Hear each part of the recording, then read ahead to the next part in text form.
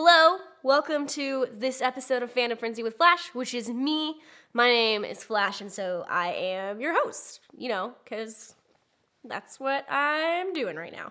I really wanted to talk about something that I'm pretty excited about. Suicide Squad. It's coming out August 5th. We've seen a lot of stills recently, and we've had some more trailers drop, and it's been very, very exciting.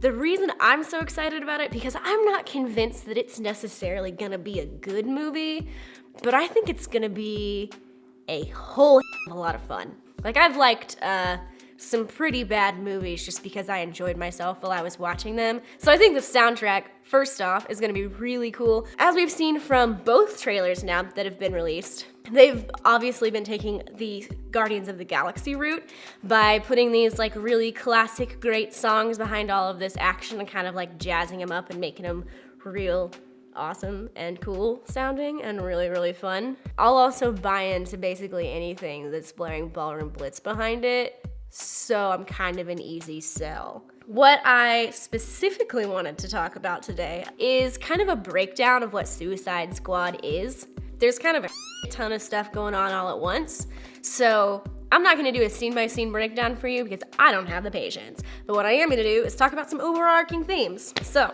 let's get to it. So first off, the incarnation of the Suicide Squad that we're going to be seeing in this movie is not the original Suicide Squad, which came out in the 1950s, and that was mostly like superheroes. They weren't even supervillains. And then it came back in the 80s, and in the 80s is when we started having our like ever-revolving door of supervillains that are on this task force that basically carry out these like bad government missions, things that they're not gonna send heroes to do for some reason or other, and jobs that are too dangerous or heisty for like official government agencies. And they essentially coerce supervillains into doing dirty work for them by implanting explosives into the back of their necks so they can be like, hey, if you don't do this for us, we're gonna blow you up. So during like the different volumes of Suicide Squad, we've obviously had very different characters. The people that we're going to see in the movie are not part of not even like the first Suicide Squad, but also like even the 1980s incarnation of Suicide Squad. Like Enchantress has been around for a really long time, and Deadshot's been around for a really long time. But other than that, everybody else is just kind of like, well, I mean, obviously Harley Quinn didn't even originate in the comics. She originated on screen in the animated television series. So she's getting her big screen debut, which is super exciting because she's Harley Quinn. So we have Harley Quinn, obviously. There's some debate on whether or not she's actually going to be as involved in the movie as she is in the trailer, because by looking at the trailer, it kind of looks like this whole movie's turned into the Harley Quinn show, which I'm not complaining about. I mean, I could get on board with that personally. I think that she should get her own origin story movie, except, we're gonna see that in this movie, but that hasn't stopped people from redoing Batman's or Spider-Man's or Superman's origin stories over and over and over again. So we're gonna get Deadshot, who is, for the most part, the leader. He's an expert marksman, expert in hand-to-hand combat, super cool, but doesn't actually have any superpowers. We also have Killer Croc, who has really bad skin. Enchantress, who's artist June Moon, possessed by a witch. Does some cool, spooky. She could potentially be the real true villain of the movie, because in any of the trailers she's not really with any of the Suicide Squad. She's just kind of like in a dark corner by herself looking like real upset. Then we have Captain Boomerang. He's kind of fast occasionally. He has boomerangs and he's a Flash villain. Then there's Katana. Katana is actually not a supervillain traditionally.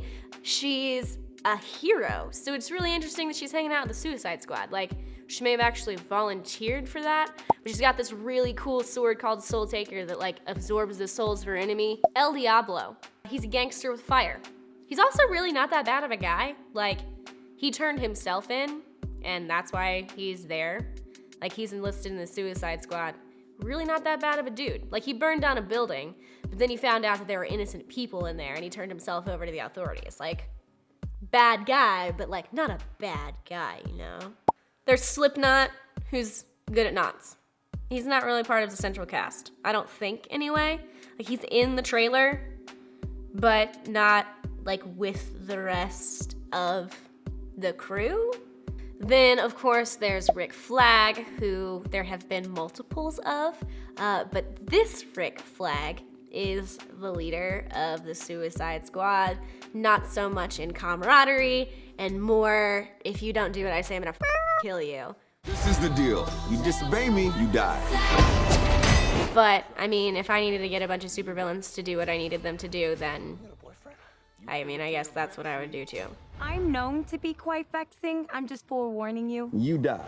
It seems as though everybody that we're seeing in this movie is getting a bit of their own backstory. Like, we're gonna see Enchantress's backstory, and you see that kind of in the trailer. And then we also obviously see Harley Quinn's backstory because we've seen that in the first trailer. There's been a little bit of controversy about that because in this particular origin story, which is not the fan favorite to say the least, she kind of has her autonomy stripped from her.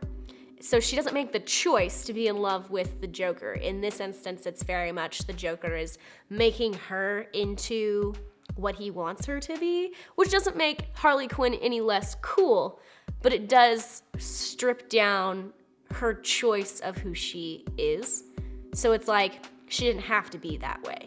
And that's not how Harley Quinn came to be. So I don't know if we're gonna see everybody's origin stories, but we're gonna see a couple at least. Thank you for watching this week's episode. Thanks for, bearing with me through all of my tangents.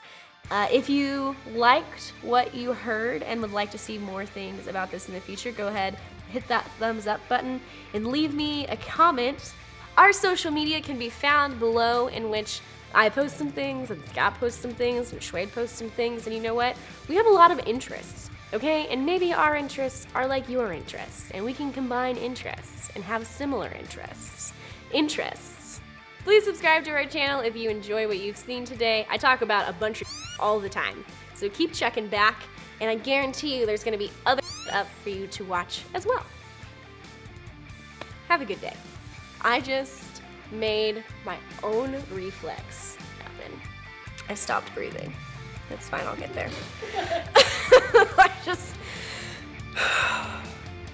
Yeah, good? Okay.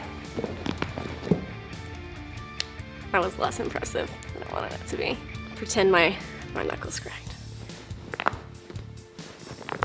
Holy.